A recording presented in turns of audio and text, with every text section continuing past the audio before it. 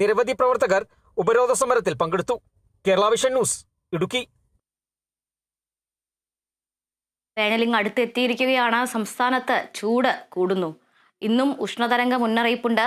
കാസർഗോഡ്, കണ്ണൂർ എന്നീ ജില്ലകളിലെ ഒറ്റപ്പെട്ട സ്ഥലങ്ങളിൽ ഉഷ്ണതരംഗത്തിന് സാധ്യതയുണ്ടെന്ന് കേന്ദ്ര കാലാവസ്ഥാ വകുപ്പ് അറിയിച്ചു. പൊതുജനങ്ങൾക്ക് ജാഗ്രതാ നിർദ്ദേശം നൽകി.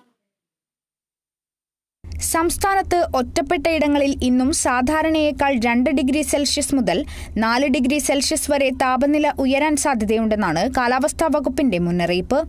കണ്ണൂർ, കാസർഗോഡ് ജില്ലകളിൽ ഉഷ്ണതരംഗത്തിനും സാധ്യതയുണ്ട്. ഉയർന്ന താപനിലയും ഈർപ്പമുള്ള വായുവും കാരണം ചൂടും അസ്വസ്ഥതയുമുള്ള അന്തരീക്ഷസ്ഥിതിയുണ്ടാകും.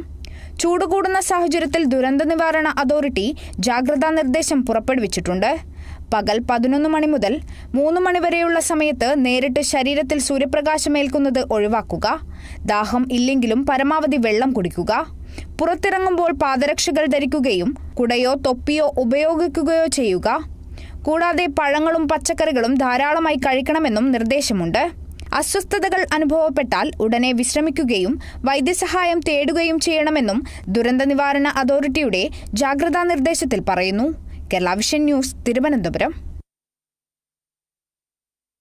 ഉത്തരാഖണ്ഡിൽ നടന്ന ദേശീയ ഗെയിംസിൽ 4x400 മീറ്റർ റിലേയിൽ വെങ്കലം കരസ്ഥമാക്കിയ ആൽബർട്ട് ജെയിംസ് പൗലോസിന് നമ്മുടെ സ്വന്തം 200 ഏക്കർ എന്ന വാട്സപ്പ് കൂട്ടായ്മയുടെ നേതൃത്വത്തിൽ സ്വീകരണം നൽകി.